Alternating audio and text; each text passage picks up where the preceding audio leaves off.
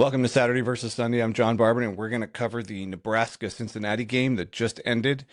And this is a bit of a weird one. Statistically, we're just going to jump right in here with some of the game stats and discuss how odd of a game this was in that Nebraska completely dominated the time of possession. So 39 minutes to 20 minutes. Like that's a huge advantage at time of possession.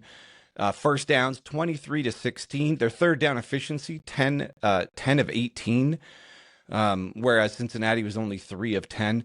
So, and if you paid attention to this game, it was a slog for Cincinnati to try and move the ball at all here. It was essentially a hometown game for Nebraska. The crowd was over 90% Nebraska fans. I guess Arrowhead's significantly closer to Lincoln than it is to Cincinnati. So it was it was a weird game in that it was only a 3-point game, and Cincinnati was in position to at least tie the game with a field goal with 50 seconds left, even though Nebraska statistically seemed to dominate most of this game. So it's a win, and you'll always take a win, but it's not a really convincing win for the Cornhuskers. Raiola looked good. He threw for 240 yards, a couple of touchdowns, no picks. So that was a good performance. He looked pretty poised back there. He could buy himself time when he needed to. He could get through his progressions. He can see the whole field. He looks like a quarterback that's progressing and maturing, and he's got the tools. He's not fast or anything, but it doesn't matter. He's a pocket type quarterback, and he's developing. It's obvious he can find receivers, and his receivers can actually catch, unlike the Cincinnati receivers who couldn't catch anything. I mean, Sworsby only threw for 69 yards. That's hard to do. Like, that's not very many yards.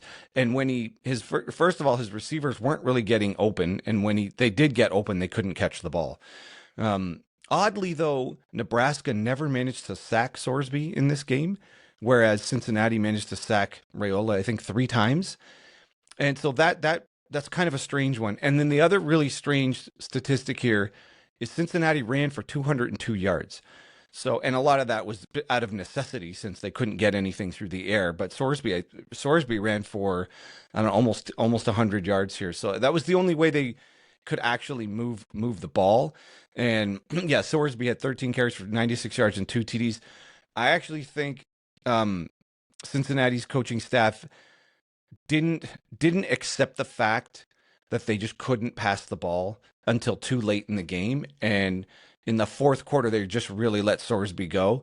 And maybe they don't want to believe that that's what they have to do to win, or I don't know what it is, but it was clear Sworsby could get yards with his legs, but they just didn't do it until too late in the game. But when they did, it was working. And if that's how ugly of a game it has to be, but whatever, 69 yards passing, but it's 200 yards rushing, and you got to run the quarterback a lot, then that's what you got. That's what you got. So it seems to me they could have moved to a more run-centric game with Sworsby specifically much sooner in the game, and it might have not had to have been this last-minute drive to try to save the whole game sort of situation. But that's just where it ended up. And even with all of that said, they managed to get the defensive stop, they meaning Cincinnati, with 2.5 minutes left in the game, used up all 3 timeouts, got the ball back, and gave their offense a chance to tie this game.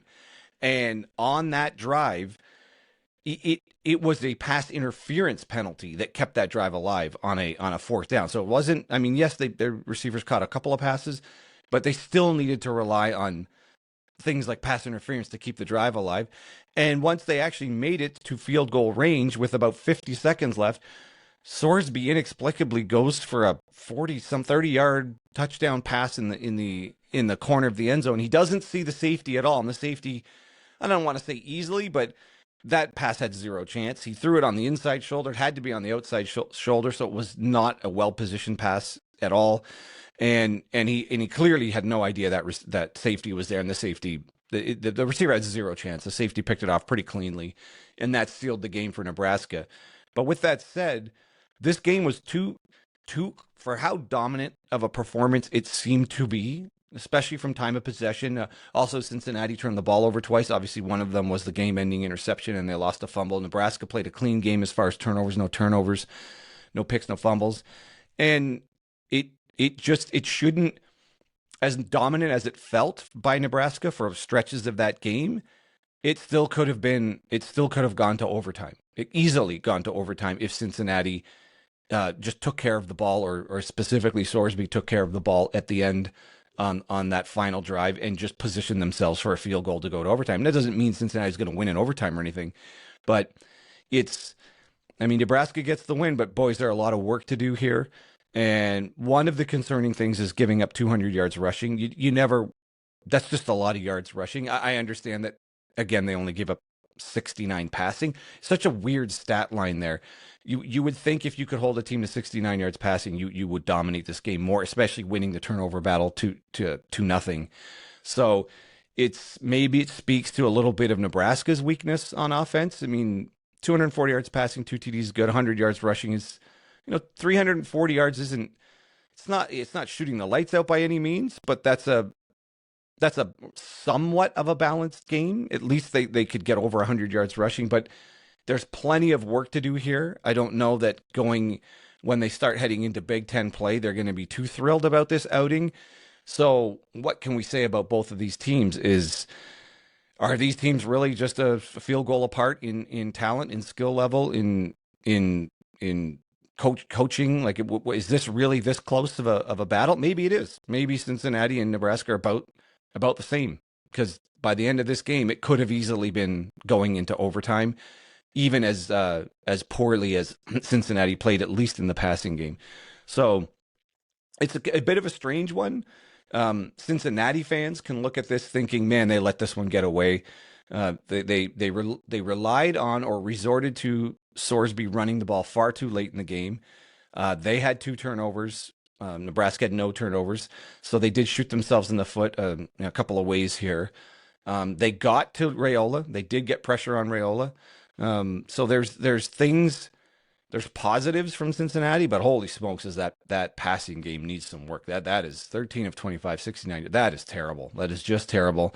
I don't know if they were gun shy on calling more pass plays, or if the receivers, it's hard to tell from the camera angle we get without seeing the all 22. It's hard to tell how hard it was for these receivers to actually get open, but it didn't look like there was much there. It didn't look like he had much time to find them. And when he did, many times they just dropped the ball. So there's tons of work to do on Cincinnati's passing game. And then on Nebraska's side, it's not like there's obviously a lot of work to do per se. I mean, I guess rushing, you don't want to be giving up 200 yards rushing. If you do that to a team that has any passing game, you're in trouble. Like, that's just too many yards rushing. But that also could be a side effect of the ineptitude of Cincinnati's passing game. All they could do was run the ball, and Sworsby was the leading rusher. Basically, if he didn't take off, they weren't getting anywhere. So maybe that's not an indictment of Nebraska's passing game, but actually it just shows they were strong enough. On Nebraska's defense, maybe it just shows that they were strong enough to make the other team one-dimensional. So I don't know. We'll see. It's a win, but there's plenty of work to do on Nebraska's side there. 20 points also. I mean, we were coming into this season thinking this offense with Holgorsen was going to be something new, something better, something more potent, and 20 points isn't a lot of points. I know that Cincinnati got a few key defensive players back here, especially the nose tackle. So Corleone, the Godfather. So, and he looked pretty good, but I mean, you got to do better than 20 points in Nebraska if you think you're going to be competing with the big boys in the Big Ten here. So a win's a win, but there's plenty of work to do on the Cornhuskers side. And on the Bearcats side, for as ugly of a performance as that was, they were still in position, well within field goal range, to at least send this thing to overtime. And Sworsby just took a major risk with that pass and just did not see the safety. So you could almost say threw the game away on that one play when they could have at least lived to fight it one more down at least, and also had a realistic shot at a field goal in overtime. So I don't know. I guess from a Cincinnati standpoint, it's you hung in there with a Big Ten team, and you're not you're not in the Big Ten. You're not viewed as being necessarily at the Big Ten level, I guess, because, Cincinnati's a Big 12 team and only recently graduated into the power conferences. But I don't think I don't think it was necessarily a mismatch. They belonged on the field with Nebraska. And on the other side, Nebraska, it took everything out of them to get past Cincinnati in this game. So I don't know. I'm just so glad football season's back, and that was a pretty entertaining game, and that was a sweaty ending for the Cornhuskers. So we'll see. We'll see what happens next week, but plenty of work to do on both teams, and good for Nebraska for getting the win. A win is still a win, and it's a win against a power conference team. All right, well, that's your Saturday versus Sunday podcast.